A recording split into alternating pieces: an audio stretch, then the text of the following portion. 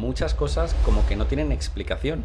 Queremos encontrar una razón a por qué un escritor hace ciertas cosas, que a veces me dicen, pero ¿cómo puedes escribir toda una novela en un único escenario? Las críticas malas hablan de un ritmo quizá demasiado lento, y yo creo que preguntas de, pero ¿cómo puedes justificar lo que hacen estos personajes? Y es para mí un reto importante, pues, pero yo ahora mismo firmaría solo por poder. ¿Sigues disfrutando del trabajo de escribir? Como al principio. Acabas de perder una venta porque he estado, No te preocupes, yo te lo regalo con toda he la estado a ilusión. punto de comprarlo, así que te lo agradezco un montón. Vale, hoy tengo a mi lado a uno de los escritores más populares de España. Y para mí, uno de mis favoritos. Paul Penn. Bueno, gracias por lo que dices y un placer estar aquí. El placer es mío. Colarme en tu canal me hace ilusión, de verdad, ¿eh? Me hace ilusión estar aquí porque yo veo tus vídeos y de repente voy a estar dentro de uno de esos vídeos, así que... Y enhorabuena por tus vídeos porque haces unos videazos. Muchas gracias. Es cierto. A mí me encanta tu trabajo, así que las preguntas van a ir relacionadas con eso, con el oficio de escritor y tus libros. A mí me gustaría empezar hablando un poco de la estructura y herramientas narrativas que utilizas en tus novelas. Por ejemplo, la creación de atmósfera, que me parece súper inteligente cómo haces que la ambientación sea parte protagonista de tus historias. Y me interesa saber de dónde sale la idea de construir estos escenarios tan contenidos, que a veces son un poco densos, que turbios a veces, casi hipnóticos, para que generan tensión, ¿no? Que ayudan a generar tensión. Has dicho alguna vez que tus influencias son Roald Dahl, Hitchcock, Stephen King, entre otros, pero yo creo que hay algo más, como una atracción por lo inquietante, ¿puede ser? Hay algo más y a la vez, cuantas más entrevistas hago, me doy cuenta que muchas cosas como que no tienen explicación. Es como que queremos encontrar una razón a por qué un escritor hace ciertas cosas, pero muchas de ellas, te digo de verdad que no sé yo de dónde parte simplemente de que es algo que me gusta y que me atrae, y de siempre a mí los lugares, pues eso, aislados, inquietantes, que están un poco fuera de la norma. Escribo historias de personajes muy extremos que también viven fuera de lo normal, digamos. Entonces creo que me gusta como componer un retrato y que todo sume y que todo añada significado a esta sensación de aislamiento, y por eso de manera natural, orgánica y muy poco conscientemente decidido, es simplemente que se me van por ahí las historias, tiendo hacia esos escenarios y a convertirlos en parte importantísima de las novelas. Y funciona, ¿eh? Funcionan. Qué bien. Funciona. A mí me encanta. A mí, quizá parte sí de que yo como consumidor siempre me han encantado las historias pequeñitas, como que me resulta muy cómodo que me presenten un escenario y ya quedarme en eso. Que por el contrario, a mí, por ejemplo, la fantasía, en concreto la fantasía, que son estos universos amplísimos de nombres de planetas, que de hecho me parece que hacen un trabajo los autores que escriben. Es que a mí hacer eso me parece brutal y me parece un trabajo inventar tantos nombres, mapas, todo eso se me hace como muy... A mí eso me parecería imposible, y sin embargo me siento muy cómodo en algo muy pequeñito, un universo pequeñito, que hay gente que también le parece un reto y que a veces me dicen, pero ¿cómo puedes escribir toda una novela en un único escenario? Pues a mí precisamente reto, eso, sí. Pues a mí eso me sale natural y me parece más fácil. Sí, a mí me parece un reto el formar toda la estructura alrededor de un solo escenario.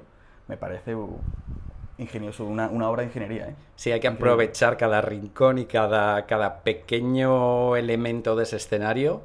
Por eso a veces también que hay como yo leo más o menos todas las reseñas que hay sobre mis libros, las acabo leyendo, pues he leído cosas, y siempre se suele decir a veces, las críticas malas hablan de un ritmo quizá demasiado lento, y yo creo que no, porque yo tampoco lo creo. Es que no, creo que es tenso, es calmado, pero muy tenso, y para eso tengo que utilizar cada pequeño recurso que tengo en estos escenarios pequeños, y creo mi intención y lo que...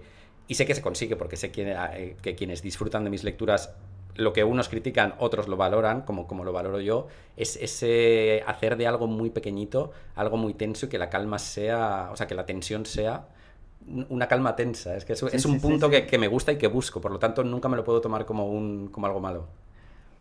Luego entraremos en el tema de las reseñas y las críticas, que eso me interesa mucho. En el tema de la estructura también me interesa muchísimo la creación de personajes, que esto también a un nivel personal, porque he tenido también críticas con la creación de mis personajes. Tú dijiste en alguna entrevista que no te interesa juzgar a tus personajes, sino entender sus motivaciones, por terribles que sean. Eso, en este último libro que he leído, el de La casa entre los cactus, me lleva a pensar en Melissa. Melissa, un personaje cuyas decisiones son muy coherentes, pero aunque para el lector puedan resultar extremas, a veces. ¿Cómo O sea, a la hora de construir los personajes, ¿haces fichas? ¿Te haces un trasfondo como Tarantino en sus películas? No te creas, ¿eh? ¿No? Lo tengo en general, tampoco soy de hacer mucho esquema escrito de la propia historia. Es como que lo tengo todo en la cabeza, de alguna manera. Sí, es como que siento que lo que permanece en mi cabeza y las ideas que voy teniendo, aunque cada vez es verdad que voy tomando más notas, pero durante mucho tiempo ni siquiera apenas tomaba... Sí tomo notas de ideas a futuro o ideas si estoy conduciendo y se me ocurre una idea en ese momento, porque sé que se me puede ir, tomo nota. Pero no soy de hacerme grandes esqueletos escritos o hacerme un mapa como tal, no, lo tengo como todo en la cabeza y los personajes, curiosamente, es como que siento que los conozco, es como que de alguna manera viven en mí, entonces no necesito hacer eso que suelen enseñar en las escuelas. El esquema, ¿no? El esquema, sí, de su pasado, su no sé qué, es como, no, yo siento y conozco su pasado, pero como que no necesito tenerlo escrito y también me dejo llevar según se estén enfrentando a la situación, como que en ese momento, ya te digo, de alguna manera siento que están dentro de mí, por eso me resulta incluso fácil empatizar con los malos de mis... Sí, que es eso, que a veces me lleva también a preguntas de, pero ¿cómo puedes justificar lo que hacen estos personajes? Y es, en ningún momento lo estoy justificando, me estoy poniendo de su lado y creo que es un ejercicio muy interesante ponerte del lado, además, mis personajes, que en general es gente que hace cosas terribles pero motivados por el amor, que es un contraste que a mí siempre me ha gustado mucho. Creo que puedo llegar a entender, y por ejemplo la madre de la Metamorfosis Infinita hace algo terrible, pero creo que entendemos de dónde parte. En La casa entre los cactus que tú mencionabas, Melissa toma una decisión, pero creo que podemos entender a esa niña, pues que al fin y al cabo está jugándose su hogar, su familia, lo que conoce. Entonces me encanta ponerme en esos personajes. Es muy bueno. También me interesa mucho, como recurso narrativo, el que yo llamo el narrador infantil, que lo utilizas en varias novelas, como El brillo de las luciérnagas, El canto de los grillos y En el aviso. El narrador infantil me parece una herramienta muy ingeniosa porque te pone, hace el enfrentamiento entre la ingenuidad infantil contra la maldad adulta que no es capaz de entender, pero el lector sí que entiende que algo va mal. ¿Esta idea cómo surge y cómo la planteas como narrador? Esto surgió inicialmente, aunque en El aviso el protagonista era un niño, el narrador digamos que era omnisciente, era un omnisciente un poco raro, también era mi primera novela y ahora la leo y veo ciertas cosas que están un poco así, pero bueno, el narrador infantil surgió en El brillo de las luciérnagas, que era la segunda, y surgió de nuevo de una manera absolutamente natural porque nunca imaginé esa historia contada desde otro punto de vista. Esa historia nació en el punto de vista y nació en la idea de un niño encerrado en un sótano que nos iba a contar su vida y nos la iba a contar desde esa ingenuidad y ese punto tierno que para mí El brillo de las luciérnagas, aunque tiene todo lo que tiene de horror y de perverso y de turbio, para mí es una novela muy tierna y muy luminosa y muy bonita y que a mí me emocionaba escribir por la parte buena. Y surgió, ya te digo, de manera natural, quizá de alguna manera era eso. Siempre me gustan los contrastes, así como te hablaba antes de las cosas terribles hechas con una motivación de amor. Aquí yo sabía que me estaba metiendo en una historia de una familia que vive en el sótano por la razón que vive en ese sótano, que es tremenda, y de alguna manera inconsciente supe que ese narrador me iba a dar la posibilidad de que la historia se equilibrara y para mí fuera, como te digo, al final una experiencia hasta tierna y emocionante escribirla. Sí. Y funciona. Y en El canto de los grillos, luego entraremos en El canto de los grillos, vale, porque la herramienta se repite, pero con un toque diferente y creo que funciona también. Pero vamos a pasar a un bloque un poco más personal, dentro del oficio de la escritura, pero temas que me interesan a mí, pues porque me interesan. Por escritor sí, también, claro. Sí, sí. ¿Cómo fue pasar de escribir relatos como Hotel, sin H, o La sangre del muerto, a publicar El aviso en 2011 y ganar el premio Nuevo Talento FNAC? Y de repente, ¿cómo se lleva eso? Pues fíjate que es que esos relatos son posteriores a ¿Sí? Curiosamente, La sangre del muerto está basado en quizá el primer relato que yo escribí, pero ahí sí que hubo una reescritura, porque eso sí que lo escribí con 13 años y por ahí tengo la copia, que el otro día además moviendo unos papeles la encontré, que está escrito a mano y tal, y lo releí y dije, bueno, pues un chico de 13 años intentando escribir, pero esa idea quedó reflejada en La sangre del muerto, escrito de otra manera diferente, y Hotel es posterior a El aviso. Sí, entonces realmente...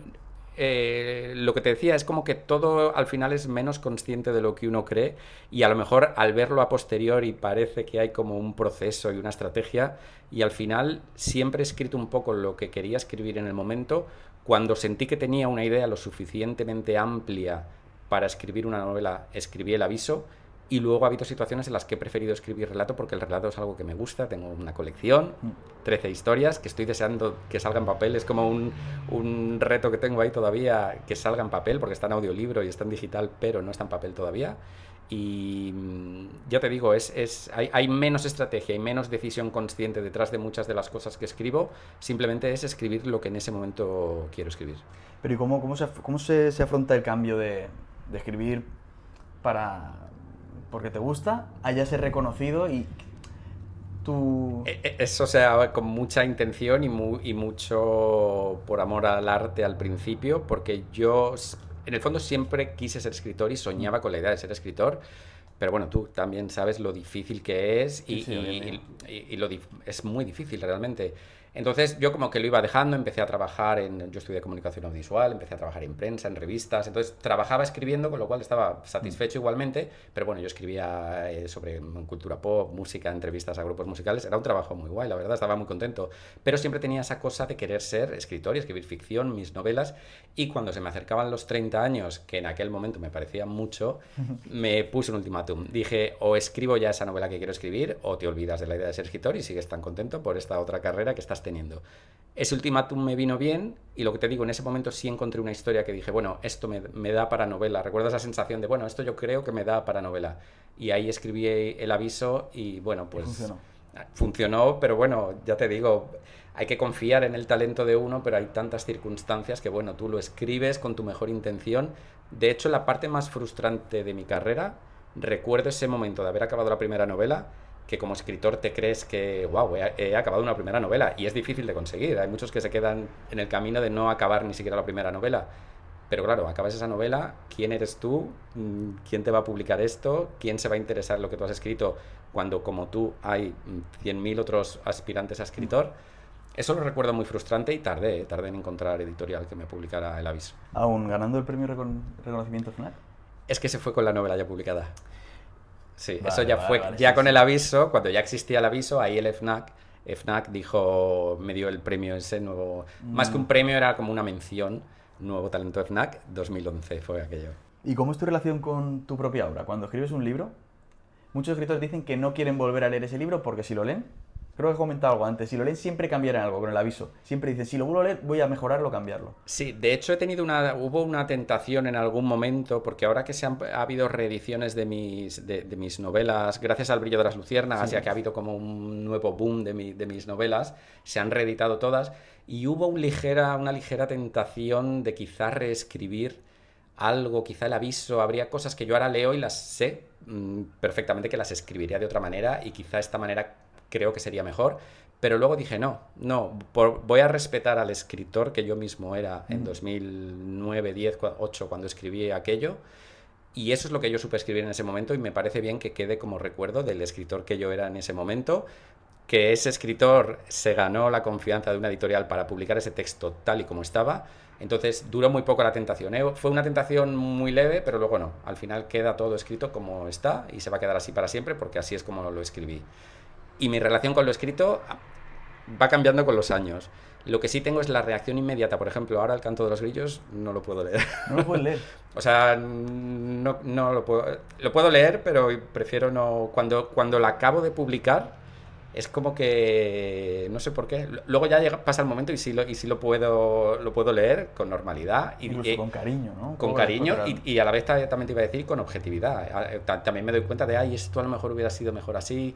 Porque sí es cierto que en el proceso de escritura muchas veces pierdes una distancia que a veces es valiosa, pero bueno, en general estoy muy satisfecho de lo que he escrito y confío en ello, y en aquel momento que lo escribiera, por algo lo escribí así, entonces ya te digo, es como que voy respetando al escritor que fui. Sí, además tienes una voz muy coherente desde los primeros libros, mantienes muy bien tu voz como narrador, aunque cambies del foco, sí. Y eso cuesta mucho, encontrar la voz cuesta muchísimo. Y yo estoy contento de haber ido poco a poco como estableciendo una marca y un tipo de novelas y de historias que también ha supuesto un reto porque pues quizá no responde a la fórmula más clásica o más estándar de lo que puede ser un thriller, porque no tengo investigaciones, no tengo caso policial.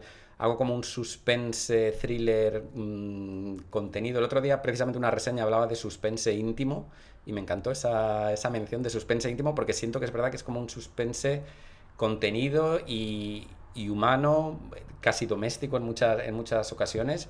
Entonces eso, al principio yo sé que hubo mucha gente que leía pues thriller, también me ponían lo de novela negra, que novela negra creo que realmente es... No entiendo que hubiera gente que leyendo esa etiqueta de novela negra o de thriller como tal esperaba ciertas cosas, como puede ser un inspector traumatizado resolviendo un caso de crímenes, y es que eso no lo hay en mis libros. Entonces creo que con el paso del tiempo, que llevo ya muchos años en esto y muchas novelas, se va entendiendo el tipo de thriller y de suspense que yo escribo. Te has ganado un estilo propio. Eso es increíble. Y al final eso la verdad es que es muy valioso. Quizás es difícil de conseguir, pero una vez que empiezas a notar que se está entendiendo y que la gente eso es justo lo que valora, está siendo muy... Además yo recomiendo tus libros ya porque sé a quién le va a gustar. Pues eso es muy valioso para mí. Ahora vamos con un bloque más centrado en el último libro publicado, El canto de los grillos. Sí. El que yo he disfrutado muchísimo porque tenía muy reciente el brillo. La verdad es que lo leí este año. Es que te he descubierto gracias a las redes sociales. Claro, bueno, como mucha gente últimamente, sí, que habéis leído El brillo de las luciérnagas casi como si fuera una novedad del año pasado o de hace 2, sí. Entonces para mí ha sido muy bonito volver a explorar el universo.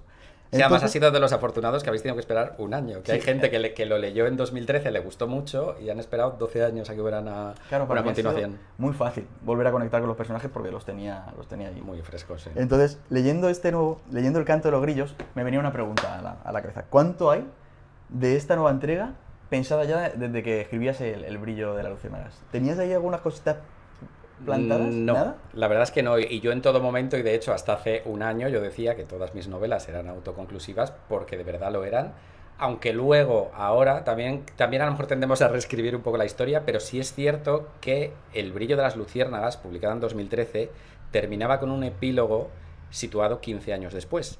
Y en ese epílogo, aunque en ese momento era solo un capítulo, un epílogo, eran 5 páginas o así, creo que de alguna manera yo ya estaba diciéndome a mí mismo o sentí la necesidad de explicar qué pasaba con esos personajes en el futuro, porque creí que era necesario saber qué pasaba con esas vidas, que las dejaba en un punto... No quiero hacer mucho spoiler, pero bueno, dejaba esas vidas en un punto que lo podría haber dejado ahí, pero algo en mí me hizo escribir ese epílogo situado en el futuro, y casualmente ese epílogo ahora digamos que ha servido de semilla para El canto de los grillos. Entonces, aunque no estaba pensado, creo que de alguna manera inconscientemente yo planté esa semilla pensando que podría haber una secuela, y lo que sí es cierto es que durante todo este tiempo, durante estos 12 años, sí en algunos momentos he sentido...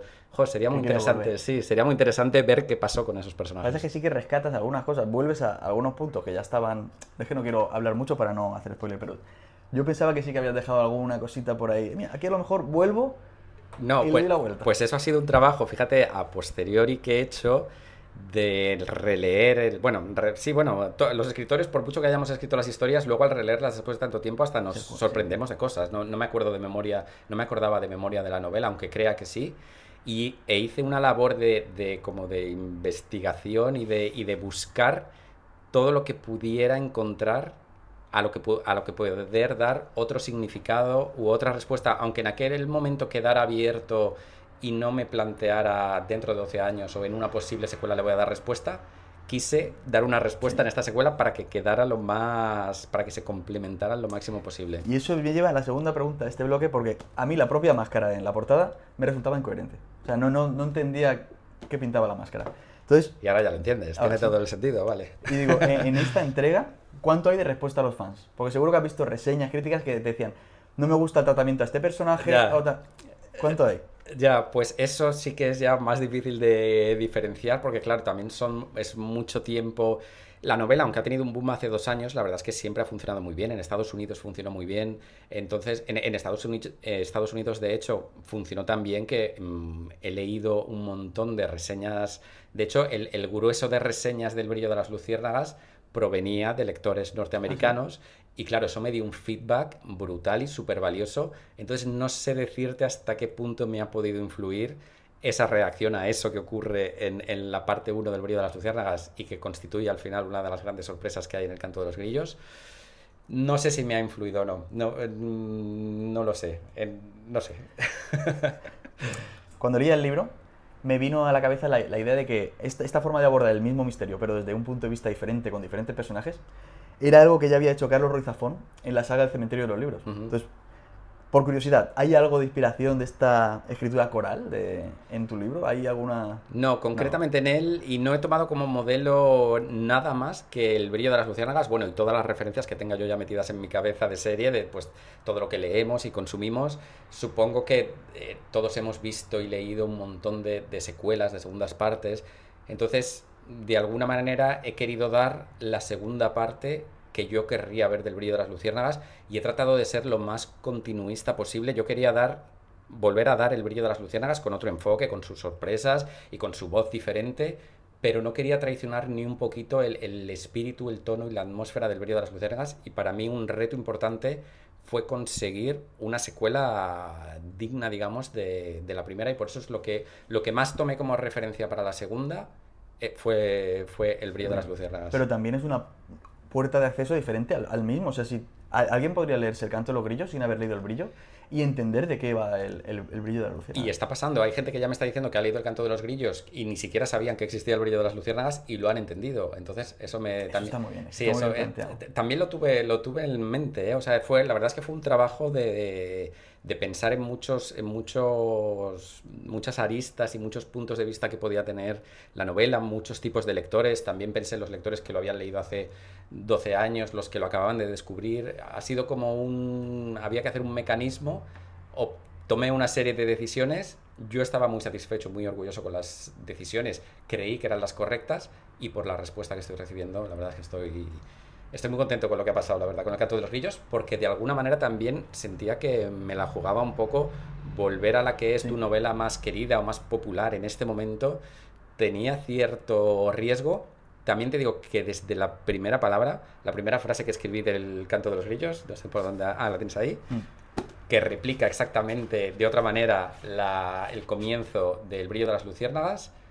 A partir de ahí me sentí ya metido en esa historia y fue una cosa de lo más orgánica y natural. Al leer el libro yo siento que hay algo, puede ser que hayas dejado alguna semilla plantada para una futura entrega, que pueda ser, yo tiro la piedra, que se pueda llamar El vuelo de las chicharras. Me han dicho el vuelo de la mariposa, me han dicho mucho el vuelo de las mariposas o de la mariposa, no sé. Yo vi algo, Hay... Le di potencial a... En cuanto a la tercera parte, no quiero ni decir que no para que luego sea que sí, ni decir que sí que luego sea que no. Prefiero no hacer promesas vacías. En este momento tenemos la segunda parte, vamos a disfrutarla. Creo que la historia se completa de alguna manera con estas... Más que se completa, que se complementan. Sí. Y veremos si es necesario una tercera parte para ya dar el complemento total y que termine del todo el universo del brillo de la luciérnaga. Ahí dejo ahí el título. Esto ya es una pregunta muy a título personal, porque yo creo que todos a los que nos gusta escribir nos gustaría algún día vernos ahí donde has llegado tú. Entonces, siendo ya un autor consolidado, traducido a múltiples idiomas y con adaptaciones cinematográficas, ¿sigues disfrutando del trabajo de escribir, como al principio? Muchísimo. ¿Sí? De hecho, yo lo único que quiero hacer, me suelen preguntar que cuáles son mis aspiraciones o qué me queda por conseguir. Bueno, que me quedan muchísimas cosas por conseguir, pero yo ahora mismo firmaría solo por poder escribir mis novelas el resto de mi vida con tranquilidad, que me den lo suficiente para poder dedicarme única y exclusivamente a escribir mis novelas. Con eso, todo lo que venga más allá de eso y las adaptaciones, todo eso me encanta que ocurra, pero ya te digo que disfruto tanto de escribir novelas que con eso me conformaría.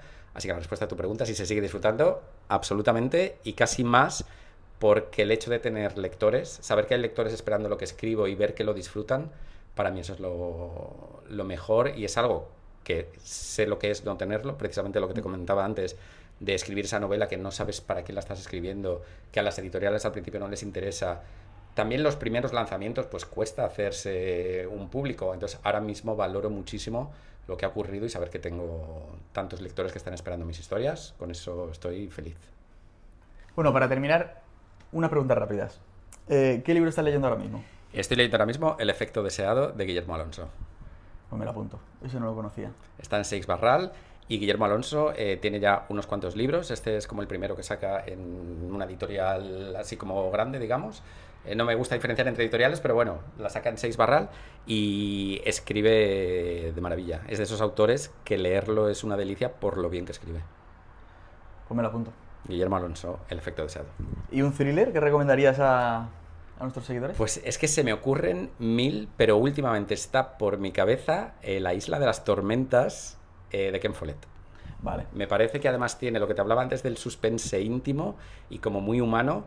Tiene una historia que me encanta, además de una isla, tiene un faro, con lo cual está muy en mi línea. Sí, sí. Mira, y para terminar me gustaría regalarte mi libro, para que lo tengas, porque me hace ilusión regalártelo. Pues me hace mucha ilusión que me lo regales porque estaba a punto, quería leérmelo antes de la entrevista para poder hablarte de él y he estado a punto, acabas de perder una venta porque he estado... No te preocupes, yo te lo regalo con toda he la estado ilusión. a punto de comprarlo, así que te lo agradezco un montón. ¿Me lo vas a dedicar o está dedicado? Está dedicado. Ah, vale. Y nada, muchísimas gracias por haber venido. Y la entrevista ha sido un lujo, así que... Lo mismo digo y sigue con el trabajo que haces, que es maravilloso. Muchísimas gracias. Y si sacas otro libro, ya sabes. Aquí estaré encantado de volver. Muchas gracias. Muchas gracias a ti.